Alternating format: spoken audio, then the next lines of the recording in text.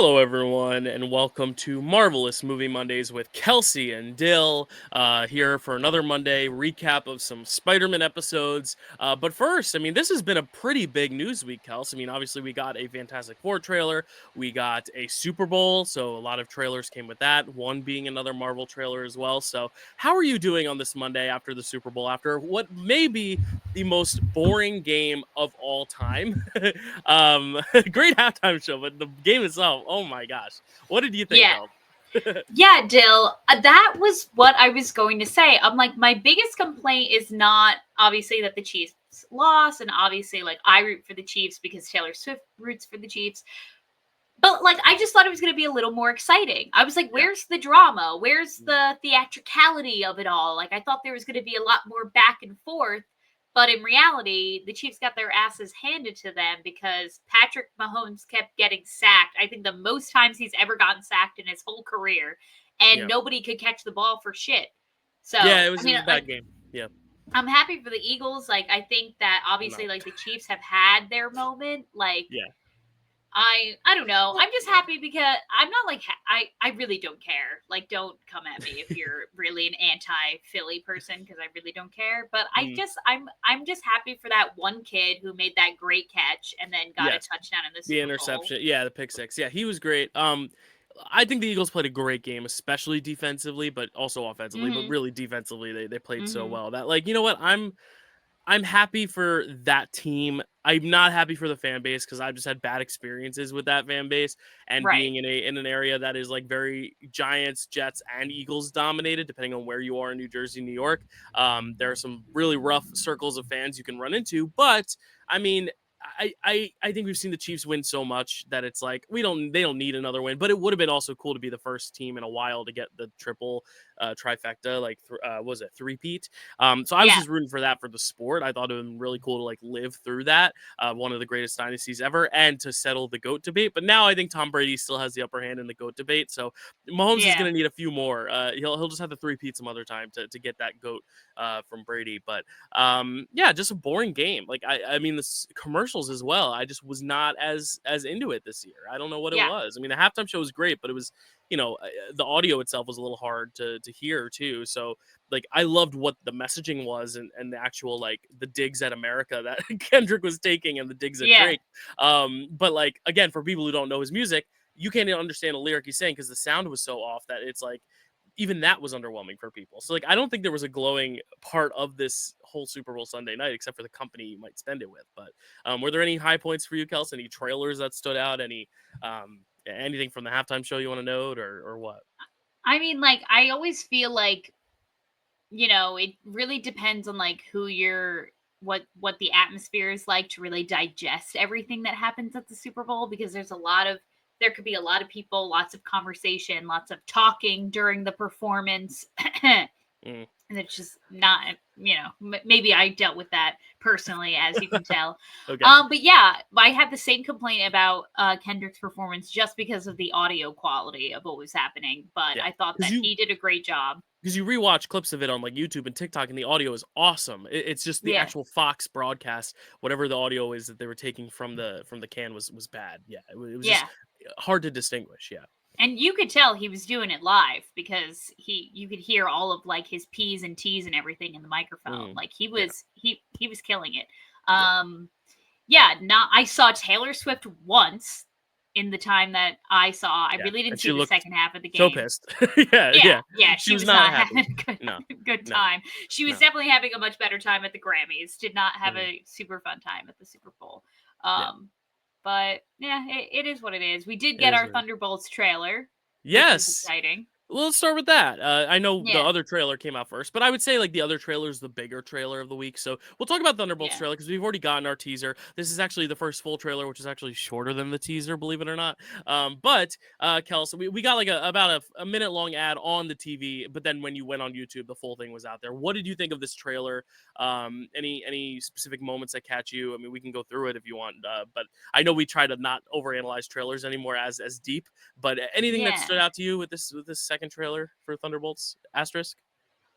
So the thing that stood out to me the most still is a little bit of a negative, and I was like, wow, it looks so gray. Yeah. It You know me. looks so gray. It looks so devoid of color. It looks like they're trying to make it feel so real and like in our world. And I get it. All of these, I guess maybe it's a very obvious metaphor for all of the characters that we're watching being so morally gray and like Mm, anti-hero esque. I'm like, okay, I get it, but like, I still wish that like, you know, the most colorful films that we get in this franchise weren't just like the Guardians films. I wish that it extended beyond and you know they weren't afraid to yeah, show so much color. I will say anything that David Harbour's in, I'm just like excited, like because him as Alexi is like gonna be yeah, hilarious, and yeah, all his quips and moments already. I'm like, I'm excited. yeah. Um, A and it's lot I was gonna say a lot less Taskmaster in this trailer. I felt like of yeah, the crew, they like flashed all their names. I was like, oh yeah, Taskmaster's there because the whole trailer felt like it was Bucky, Alana, David Harbour, and then Ghost and Wyatt. Well, not Wyatt. You know what I'm talking Walker, about. John John Walker, yeah, played Walker. by Wyatt Russell. But like those Yes, five were in the trailer so much that I was like, oh yeah, Taskmaster is supposed to be here.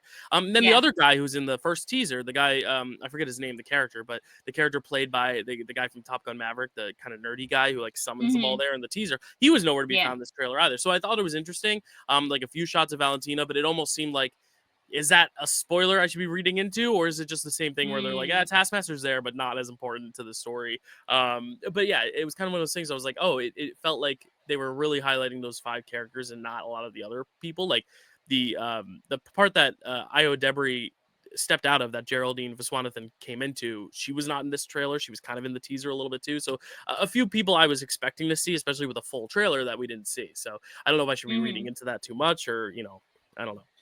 Yeah, and especially with the first trailers that we got, I didn't see a ton of Bucky. He was only in that one shot from before where he like shoots the car that they're driving in. But Yeah, and now they're like, this oh, one it's was like, Bucky. Yeah. well, like Bucky was at like the forefront. Like he seems to be like the ringleader, like, you know, getting all these people together, like Right. maybe on Julia Louis Dreyfus's behalf. Yeah. Um so that yeah, that was like a big 180 like switch from him like kind of being this mysterious figure to them to him now being kind of like the leader of the group. So it's Yeah. like yeah, I also don't tell me who it is if it's like obvious and I should know, but I don't know if like the main villain of this movie has been confirmed. No, they just kind of show what's happening to the city. Yeah. Less, it almost seems like people are being like plucked out of the air, almost like the snap, but like people just like disappearing. It almost Yeah. feels, yeah, like I don't want to say like the Vanisher because that's who Brad Pitt played in Deadpool too. But like Yeah. like it's almost like they're like vanishing him out of the midair, almost like cats, like McCavity. Yeah. McCavity is the villain of Thunderbolts. Yeah, I have no idea. I have no idea. Because he said one line in the trailer, whoever the villain is, and I was like, "Oh, this voice sounds so familiar." So I wonder Mm, if it's a no name and that's why they're yeah. not advertising it, or if they're Mm. actually trying to keep something a secret. Yeah, because I hate that kind of shit where I look things up and know too much about the movie. I'm not gonna look it up. But Yeah, I don't. encourage anyone out there who's listening to look it up if they want. But yeah, I thought it was a little murky. This is actually the one time where I'm not as upset because it is kind of that morally gray thing. But I don't know. Mm, I appreciate that they're going a little bit more grounded than like the super like fantastical stuff. I feel like the fantastical stuff when gray is really bad, but like the more down earth stuff when gray is a little bit better. Like I'm glad it's not like a space movie and it's gray. But it's yeah. still, yeah, I would like a little more color, a little more enthusiasm, but it also could just be the dryness of what the humor is in this movie too. Hmm. So I'm not 100% out on that, but yeah, I thought it was fine. Like I didn't see this trailer and was like, oh my god, I need it right now. But I also wasn't like, like I was just kind of like, okay, I'm gonna see it. I want to see it. I'm excited to see it. Like that's it. Yeah. Yeah. So yeah, that's kind of it for me for Thunderbolts. Still no really answer to what the asterisks is, unless it's because David Harbour's like Thunderbolts, and they're like, please don't use that name. Maybe that's the whole joke, is that he's the only one who calls it that. Yeah. But Yeah. I don't Maybe. know. I guess we'll find out. But the bigger trailer this week, Kels, was Fantastic Four First Steps, and we need to talk about that. What did you think of that trailer?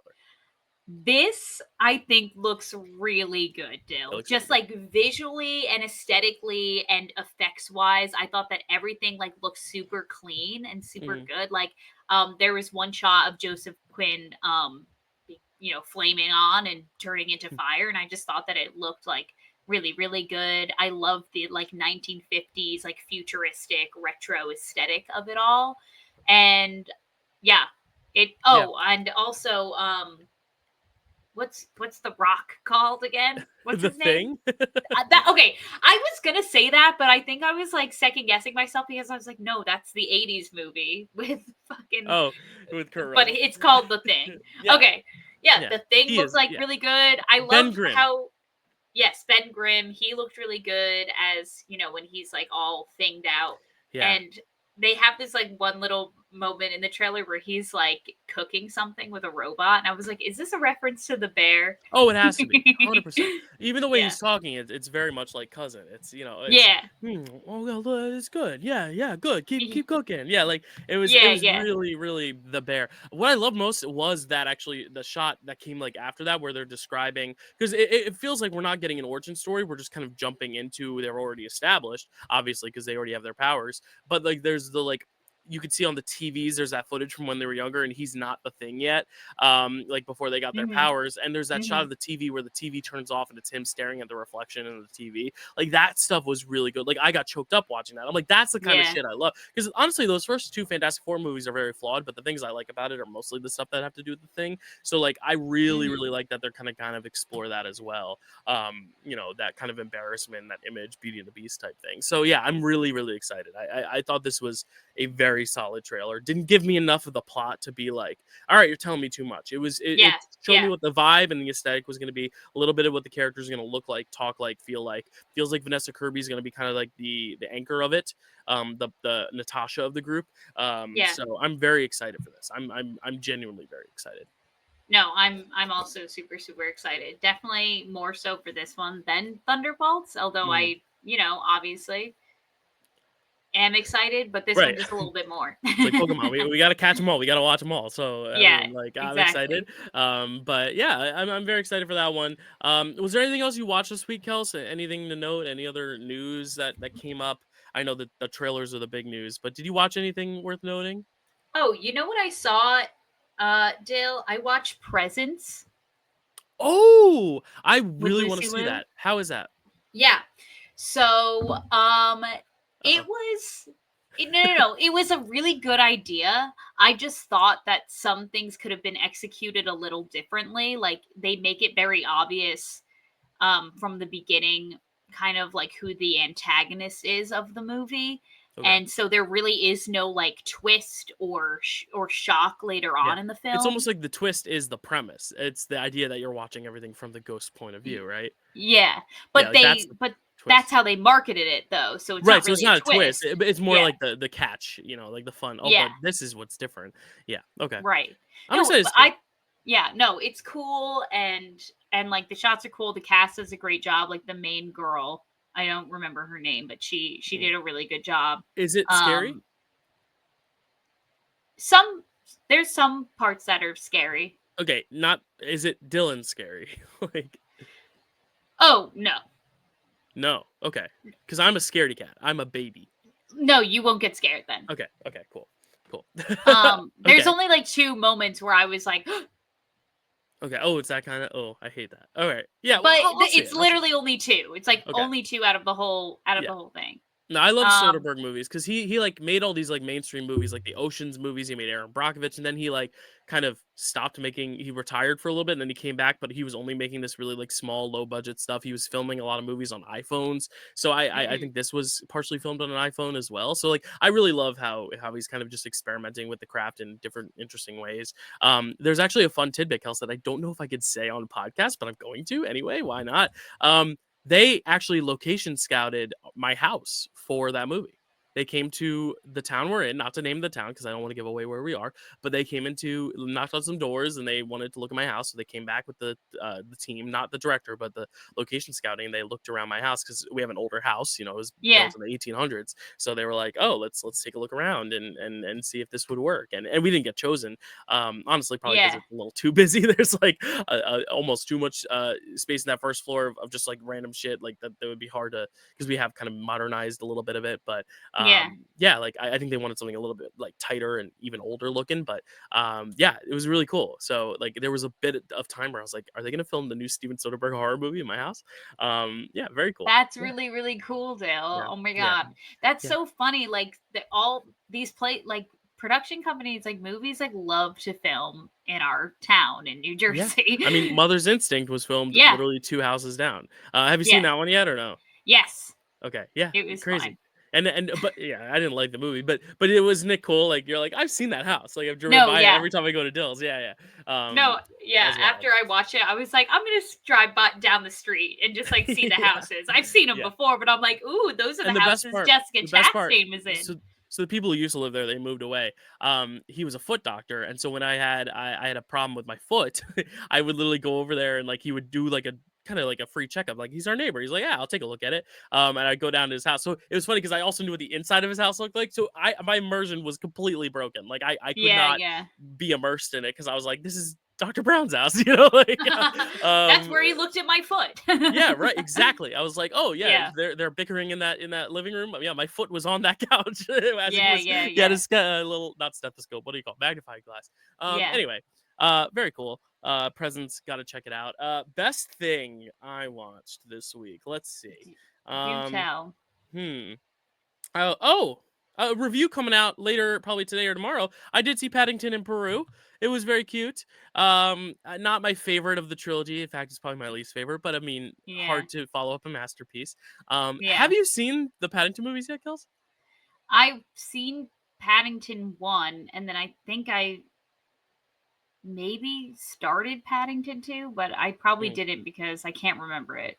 And I feel gotcha. like I would because that's like your favorite movie of all time. Yeah, well, yeah, and that's the thing is, it's like hard to follow up one of my favorite movies of all time with, something that's not with the same director. Some of the cast has been recast. Like it just didn't have the same feel as some of those others, but it did at least try to embody the spirit of the character really well. So, not like a slam dunk, like a gentleman's 6 or 7 out of 10. Nothing bad though with that. That's perfectly adequate. But that's the thing is like perfectly adequate is not what I want from my little bear movie. But Yeah. I have Paddington 2, which is a masterpiece, so that's fine. So I highly recommend people check it out when they see it. The third act especially is very good, especially if you like Olivia Colman. She's eating it up. She's chewing that scenery. She's loving it every second of it. So also if you're an Antonio Banderas fan, he's also doing Mm, great stuff. It's like Puss in Boots in real life, quite literally. So yeah, yeah. I'm a big fan of those movies. So check those out. Even though the third one is not going to be as good as the first two, just warning you now. But Kel, should we get into these episodes we have to talk about this week? Spider-Man? Yes, we Yeah, have we got 3 of three them, right? Yeah. episodes to Mhm. talk about this Okay. week. Oh my god, what crazy. What some good stuff happened in these episodes. Okay. Yeah, this show is very good, people. Go watch it because I feel like a lot of the negativity is centered around the star, which we covered ad nauseum last week. We're not going to cover again right now, but like, I like it. I like it a lot. I think it's very good. Yeah, no, me too. I think I literally convinced one of my friends recently because he was just going off of all of, like the news and discourse about it, and he was like, "Oh, I don't know if I'm going to check it out then." And I was like, "No, no, no, do it because it's good." And then he watched it and was like, "Oh my god, I'm so glad that I watched it and found out that it was good because based off of what that guy was saying about it, I was like, well, I don't want to watch it if it doesn't have good representation or diversity or anything. Like Mhm. I want to watch something that's gonna like be inclusive." And I was like, no, it is. So I don't know why he said that. And then my friend ended up watching it. So Nice. we're changing lives out here, Dill. That's all I'm saying. Yeah. So starting with episode 3, we are fresh off of Norman Osborn calling Peter out for being Spider-Man, and this episode is called Secret Identity Crisis.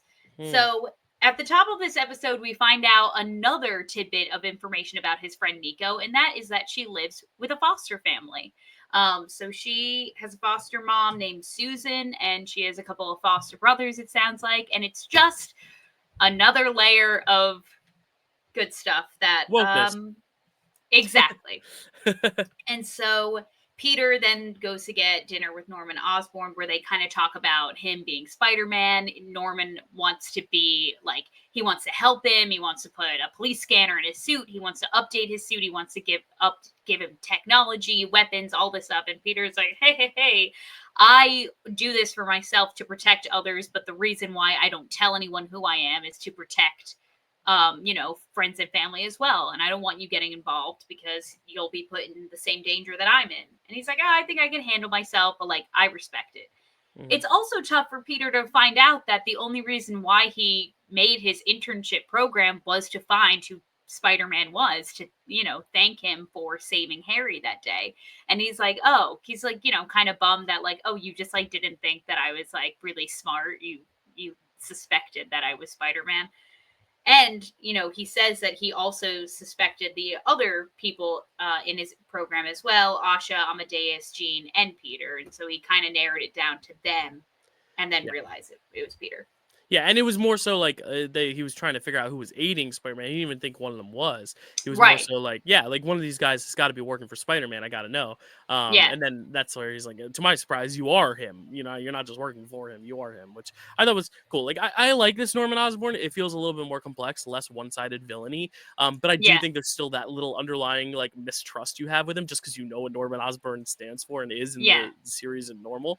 But yeah, Coleman Domingo also just got to give him his props one more time. Like he is just so good at every little thing he does. Like just the whole like sound bite of like, so you're Spider-Man, like that just like recycles throughout the episode, like where he's like having those like flashes and visions and shit. Like I love all that. Like I think he's just doing a really great job. And he said recently in an interview he wants to play it live action. So we'll see if they follow up with that, because that'd be really cool. That would be amazing. I would love that. And then he also has a moment at first where Peter's like trying to convince him that he's not Spider-Man. And Norman Osborn says, you would have been better off saying you were friends with him, which I thought was like, oh, well, that's what all the other Spider-Men do. Like, that's what Toby said. That's what Andrew said. That's what like Tom Holland said as well. Like, oh, I'm friends with him. And it was just, I will always know a reference when there is one. Yes. So Peter rejects his offer, but he still keeps his internship at Oscorp. And then we are introduced to two kind of antagonist figures of this episode, James and Maria. So we have Maria Vasquez from the comics, who is actually Tarantula, which is a villain to someone else who's not Spider-Man. I did not write that down.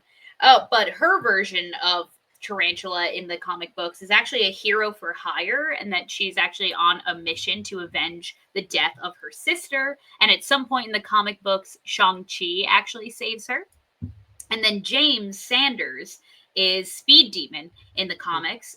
Oh, and her gadgets in this episode are like these long kind of like pointy swords she's wearing on her hands, very reminiscent of what Tarantula looks like in the comics. And obviously he's got the super fast boots on, so he's Speed Demon.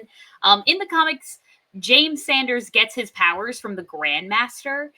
He becomes a part of a few different organizations. So he's part of the Sinister Syndicate. He's also part of Strucker's Thunderbolts in the comics.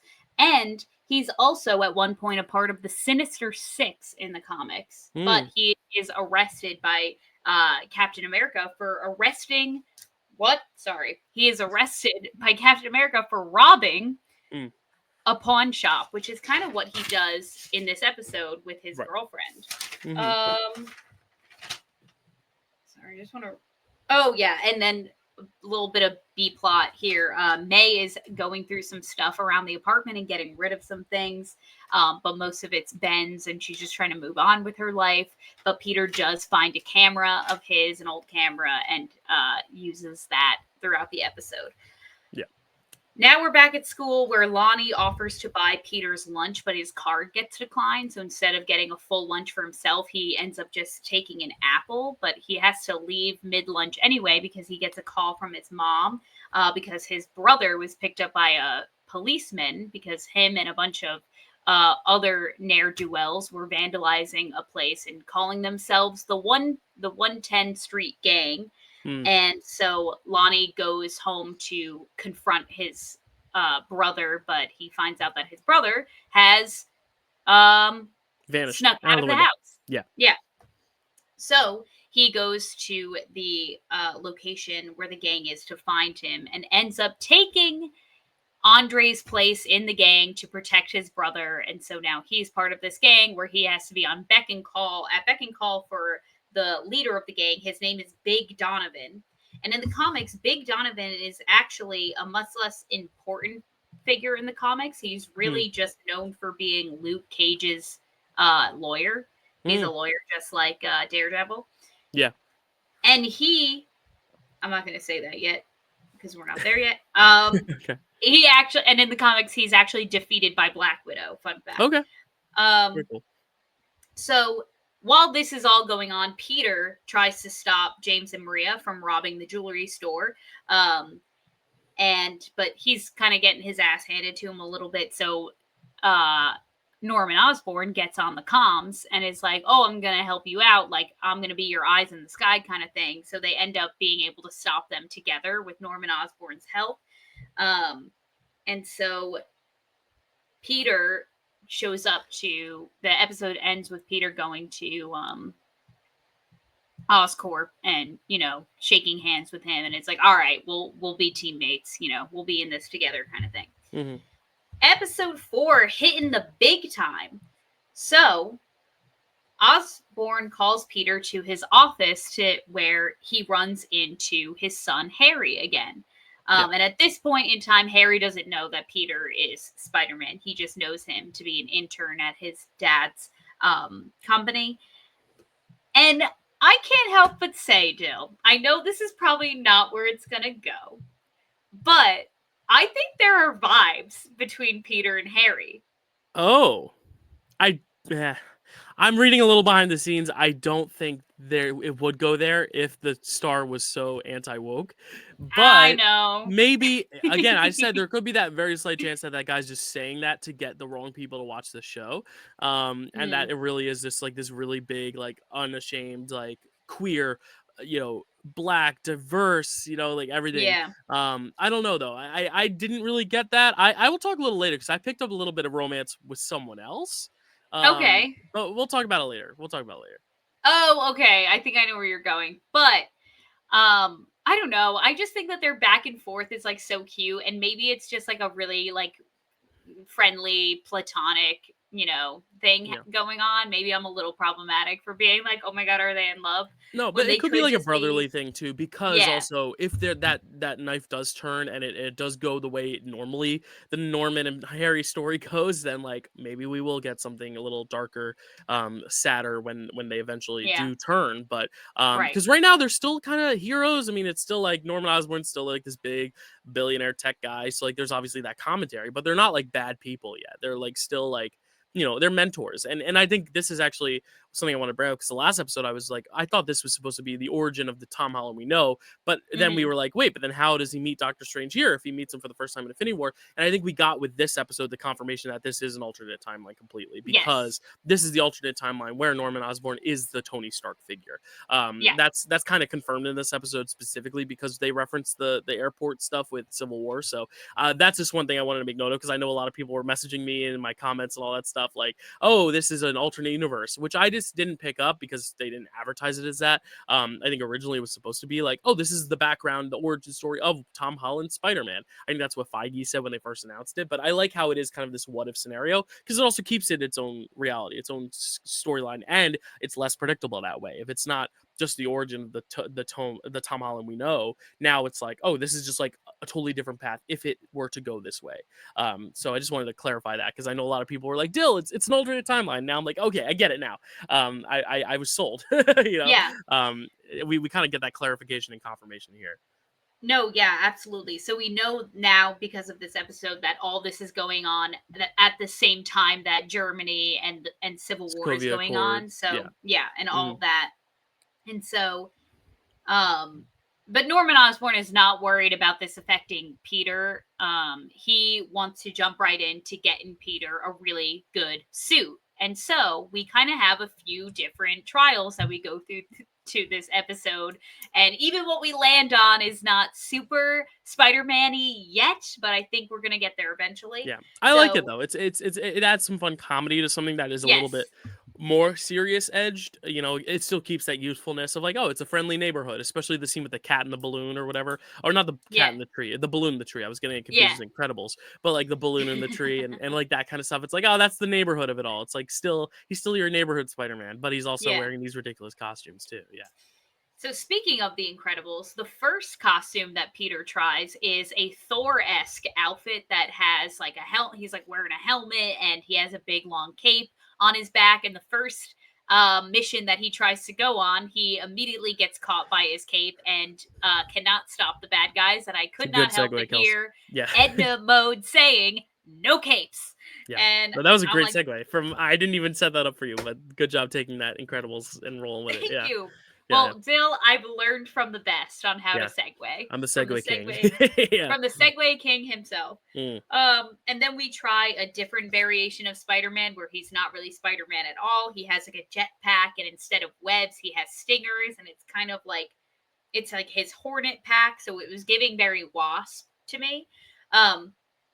Meanwhile, um, Lonnie is a part of this gang now, which I should have seen something in Lonnie's cards coming because we immediately liked him the most from the first two episodes. And so now that something like really like bad is happening to him, like I'm so sad for Lonnie Yeah. because like I'm just so frustrated for him because now he's stuck in this situation that's like it's a lose-lose either way. And he's doing it for the good of others too, which Yeah. sucks because he's doing it to help his brother. And again, this all goes to the wokeness of it all, like dealing with this Yeah. real life thing that happens is where you get roped up sometimes with the wrong people because you're trying to Yeah. do better for your family, but it ends up doing worse in a way, which is it's very nuanced, very nuanced. So Lonnie's first day with the gang, everyone's sitting around. He's just trying to do homework. Big Donovan comes over, gets mad at him for like not doing something gang related, I guess. And so he sends him on a mission to pick up dinner for the crew. And while he's there, he runs into a what word am I looking for? A rival gang called the Scorpions, where I guess Lonnie was sent on their turf and they're not supposed to be there. So, the Scorpions are like, oh, well, Big Don's going to hear from us. And then he gets kind of chased by these guys and almost jumped by them. But he does make it back to the gang headquarters without getting into a tussle. Meanwhile, this is when we get the scary all black suit that doesn't work, where he tries to save a balloon out of a tree for a little girl and she's terrified. Yeah. And so, it's hilarious. Yeah. And so by the time this suit came around, Norman Osborn was more receptive to what Peter had envisioned for the suit. And he was like, okay, you know what? Like maybe your designs are like pretty good. And like, we'll stick to like what you're comfortable with. And so, they end up coming out with like a pretty much all white with like accents of blue suit for Spider-Man, but it's definitely the closest to what we're used to. Yeah. But I have a feeling that we're gonna get that red and blue look eventually. Yeah, and what I love about this also is like a little bit of that commentary of like, oh, the wealthy old people need to listen to the younger, brighter minds. Like sometimes they have their best interest. Like sometimes maybe they are in the right as much as you don't want to accept that this younger generation is like figuring shit out. So I thought that was just another like cheeky little thing of like this kid's figured it out more than this adult man has who thinks he can solve everything because oh yeah I'm the techie I'm the rich I can make anything happen, and then it's like oh no yeah we should stick to your designs, which is again like another playful kind of commentary I think. Yeah. And so then the other half of this episode deals with some other antagonists. It's like this gang of this Russian gang whose members consist of Mikhail, Roxana, Dimitri, and Mila. And I couldn't help but recognize the Dimitri character from Spider-Man Far From Home. Yes. Who is like their bus driver through the Alps, the scary bearded man. They're robbing somewhere to get money for someone that they're referring to as the inventor, and even in one of them mentions the tracksuits. They're like, oh, we have to get this done like before the tracksuits beat us or something. I'm like, oh, the tracksuit mafia from Hawkeye. Ding, ding, Yes. ding. Yep. So obviously they're kind of on the run from the police. Oh yeah. No, sorry, wait. Maybe I'm thinking of the next episode where that happens. So they cause some car accidents on their grand escape from their bank robbery, and Peter has to save like all the, basically this 4-car pileup. One of the people he saves says "You're amazing" to him, which I'm like, oh, the amazing Spider-Man, got you. I see you. And then one of the members of the Russian gang, her name is actually Mila. She bails on the police car chase, and she's like, "All right, I'll be back for you guys later. Like, I'm getting out of here." And so Peter goes back to Oscorp, but Harry is there, so he takes off his mask and is like, "Oh, the suit's great. Like, everything's going well, Mr. Osborn." And then Harry's like, "Oh, holy shit, you're Spider-Man. Good to know." Yeah, very quick to have his identity figured out in this universe. Like, I feel like the old Spider-Man movies, it was always like a huge reveal, and like it built to this like emotional catharsis of like trying to cover it up. And then this one, it's like every episode he's like, "Oh yeah, you're Spider-Man." He's like, "Ah, damn it!" Every single episode. Yeah, I think it's funny though. Yeah, I think it's really playing into the youth of the character too. That he's just like, "Ah, damn it," Yeah, exactly. And so this episode ends with Mila meeting up with the inventor with the bag of money, and we find out that the inventor, who's been selling the gadgets to the Bonnie and Clyde characters from earlier on in the episode, the arsonist from the episode beforehand, is Dr. Otto Octavius. Yes. Who's making all of these gadgets for criminals. So that's good.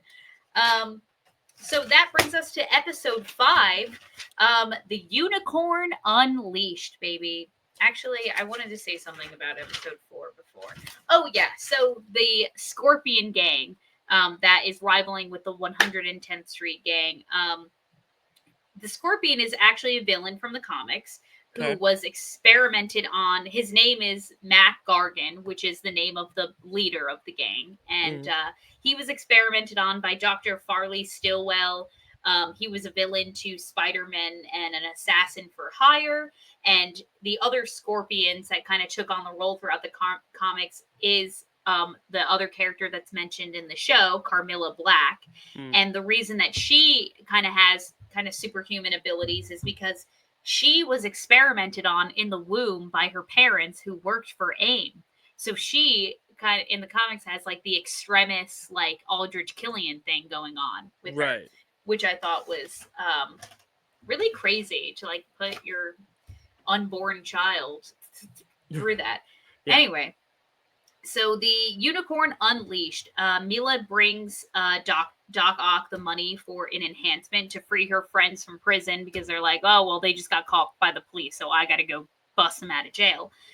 And so he ends up giving her a helmet which shoots lasers out of the top, which is very unicorn-esque. And so the unicorn in the comics is actually Milos Masarisk. I did not say that at all correctly at all. Maybe it is Masaryk. Milos Masaryk. So they actually gender bent this character to be a woman instead of a man. And he worked for Anton Vanko, who we know and love from Iron Man 2. Obviously, everyone's favorite Iron Man movie. Of course. And he was a villain of Iron Man in the comics and also a member of the Thunderbolts as well. So, bringing up Thunderbolts twice in these episodes. So then Norman Osborn kind of passes on his duties of being the guy in the chair for Peter onto Harry because he just has such a busy schedule. He can't always be available to Peter when he needs them. Harry is homeschooled and doesn't have a lot going on because he's just kind of like a rich kid that, his whole identity in life is being a rich kid. So he has a lot of time on his hands, so he can help Peter. Harry is a mini celebrity because of Rich Daddy. That is word for word what I wrote down in my notes. And Nico, as we predicted, is a little anti-Harry because, and I quote, but I'm also paraphrasing, she says, He's a son of a billionaire, so that means he'll run for president, win, the economy will tank, and I'll have to join the revolution against him. And I said, huh, I wonder where I've seen that. Couldn't possibly be what's going on right now, Dill. Whoa! Who would have thunk? Who would have thunk? It's woke, people. Yeah. It's woke. But we also get the reveal that she's still following him on Instagram because she is following him on Instagram. I wonder why. So Lonnie, because he's wrapped up in this game, keeps missing practice. He has a sit down with his coach where his coach is like pretty disappointed in him because not only is he the quarterback, but he's also the captain of the team and he's missing all these practices. And he's like, come on, you have to be more dedicated than this. Like, what's going on? And he's like, don't worry, coach. I'm going to do better. I'm going to be at this practice. Don't worry. Yeah. And of course, he goes to practice. He gets a call from Big Don saying, hey, I got 2 guys ready to pick you up. I need you to come to this rumble because the Jets and the Sharks are meeting in Times Square to snap, and this is not at all. Anyway, I'm making a West Side Story reference. No, I got you. Basically, they're gonna have they're gonna have a rumble with the Scorpions. Were you gonna say tussle? Yeah, I was gonna say tussle. I knew you were going there. They're going to have a tussle with the Scorpions because the Scorpions are encroaching on their territory. And as Big Don said to Lonnie last episode, he kind of was able to win a little bit of Lonnie over because he went off on this big tangent about how, like, well, if it weren't for us, like, the Scorpions would be running all over the city. Like, you and your family wouldn't be safe. So you're lucky that we're kind of pushing back and, like, holding our own and like keeping our territory. So you're welcome. And Lonnie was like, all right, well, when you put it like that, I guess I'll be a part of this gang. So once again, he has to miss practice. Harry and Peter and Harry bond over, being two dudes, 2 bros chilling in a hot tub 5 feet apart because they're not gay. They think that the suit needs a little bit more red and blue because they're both big Captain America fans. And then, Mila breaks her friends out of jail. She takes on the role of the identity of the unicorn. In the middle of this, Peter is actually in the midst of stopping a bike thief. And he says, oh, do you think if I leave a note, people will like respect the honor system? And Harry's like, okay, well, forget that actually, because there's a jailbreak happening a few streets over. So maybe you should go deal with that.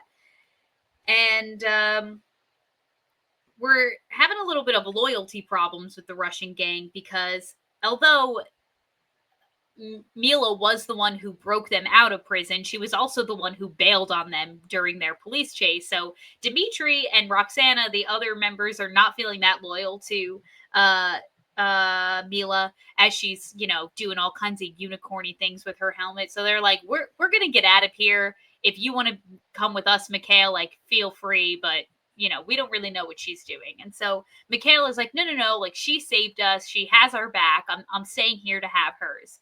And so Peter shows up to try to stop her, but it's really quite difficult for him up until he really only gets the upper hand right at the end when Mila threatens to shoot Mikhail with her laser. And Peter's like, well, I'm not going to let that happen. Throws himself in front of the laser blast.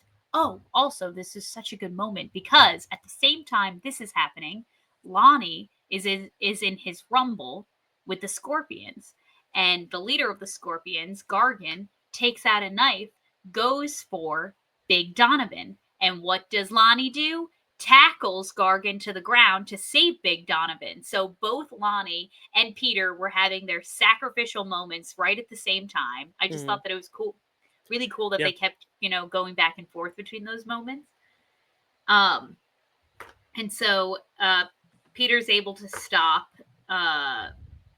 both Mikhail and Mila, but Mikhail, the big scary Russian guy, is like, don't think that this is we're friends just because you saved my life. Like, we're even now. And if I ever see you in the street, like, I will come after you, basically. So maybe we'll have to deal with them later. Who knows? Yeah. And now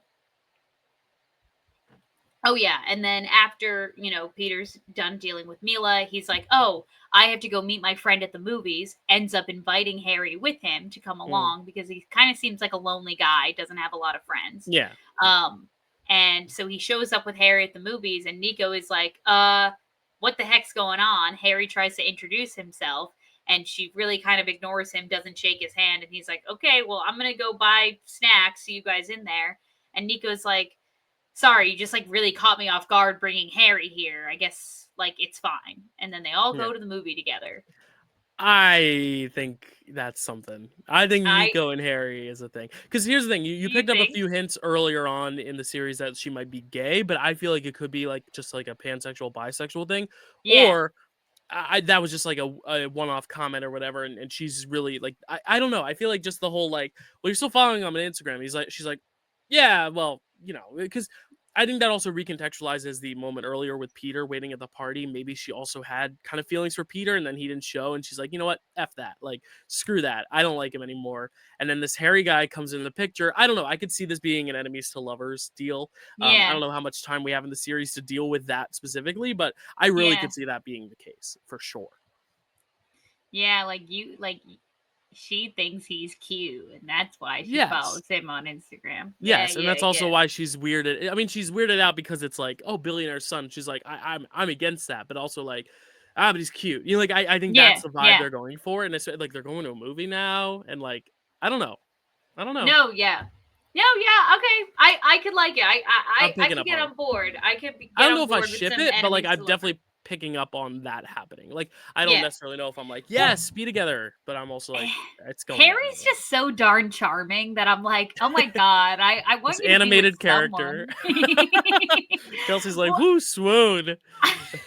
okay, that's not what I'm saying. I'm just saying, like, he just seems like really cool and like really down to earth, and he's just like, yeah, like, everyone who like slides in my DMs is like, you just like a clout chaser. Like, my old friends don't really talk to me anymore, and my new ones are just like clout chasers, or they're Yeah. just asking me how I got rich, and like, what do I? There's not really much to say there, other than I was born, and I just Yeah. thought like they're really approaching this like class like like socioeconomic like status situation like really head on. Like they're not like shying away from it. Like they're just like being really upfront and outspoken about it, which is like, refreshing. So back at the 110th Street Gang headquarters, Lonnie is now moving up in the world because he just laid his life on the line to save Big Don. And Big Don is like, I wasn't sure about your loyalty, but like now I am. You just became a human pincushion for me. So I'm gonna like reward you. And if I were Lonnie, I would have been like, okay, great. Now you know I'm loyal. Leave me alone between the hours of Yeah. school to football practice. And then Mhm. after that, I'll do whatever you want. That's what I would have said. But all he said was, all right, then do me a favor. Stop calling me superstar because I don't like it. And then Big Don is like, fine, I'll give you a new name. I'm going to call you Tombstone. And I don't like where this is going, Dill, Yeah, I don't like it because either. Tombstone in the comics is Lonnie Lincoln. He is an assassin and a gangster who works for Kingpin. And he's actually, fun fact, an African American albino. So he's like pale white. Mhm. He gained superpowers after being exposed to an experimental gas. Okay. And so we know that he's not a good dude in the comics. And then instead of rejecting it, Lonnie Lincoln goes, Tombstone, I like it. Yeah. No, we're getting a villain turn and I hate it. Oh, But I'm I hoping there's some hate it. redemption. I'm hoping there's some redemption. I don't know. I think the reason why we also grow to love Lonnie so much is because it's gonna be this because look at us now. We're emotional about it. It's this emotional turn watching this character Yeah. kind of turn. Um Yeah. yeah, I was not looking forward to that. I knew that was where it was going to. Like it's You not you did? I I knew didn't. I figured, yeah.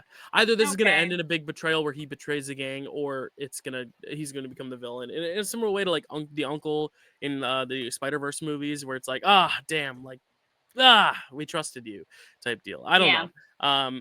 I fear it. but I'm still excited to see what they do with the character, though, because I do think there is a little nuance that they could do with it, not just simply black and white in terms of the morality, though. But yeah, it's good. The show's good. It's got me hooked.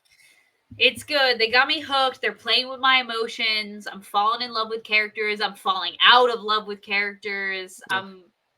It's doing things to me. It's making me feel all things. It's making me laugh.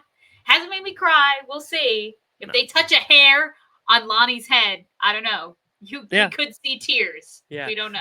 And you know what? The animation's great and the action is solid. And again, it feels comic booky.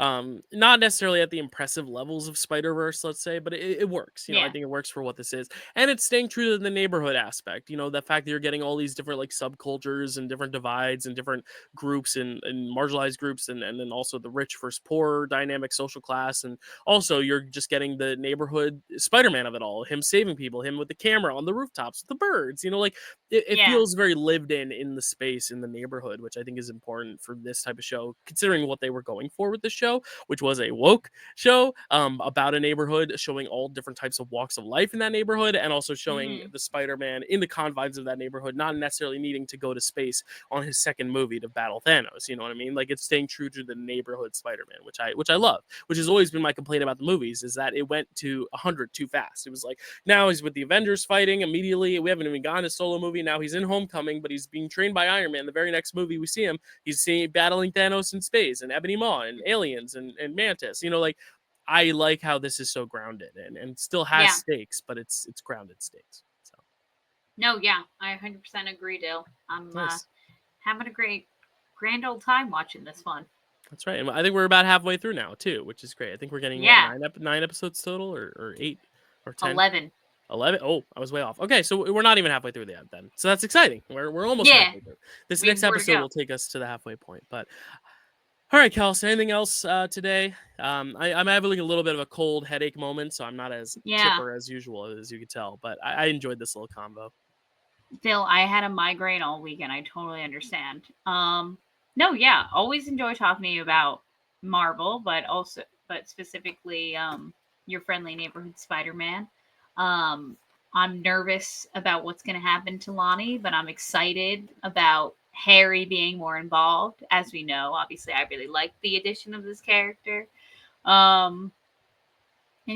That's you can find me on Letterboxd at Kelsey A. Kill. That's there all you I have go. to say. No, good. You can find me at Dylan_Randazzo all over social media. Blue Sky does not allow underscores, but I am now on Blue Sky, so it's just Dylan Randazzo. You can find me there. And all social media that you may find anyone on social media at, all the primary ones. TikTok's still going, so I'm still there as well.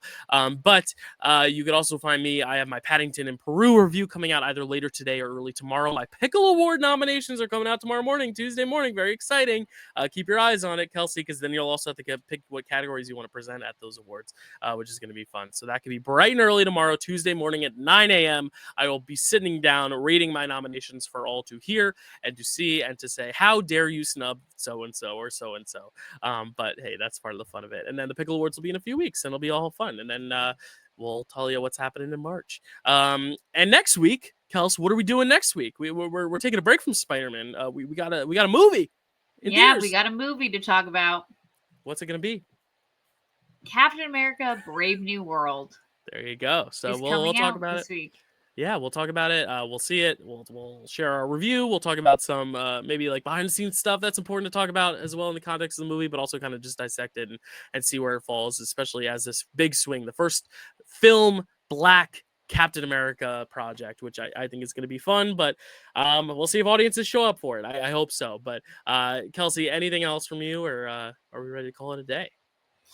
No, nothing else from me, Dill. Everyone have a great week. Yes, have a great week. Congratulations, Eagles fans. It's the last time you'll hear me say that. Thank you, and have a great rest of your week, everyone.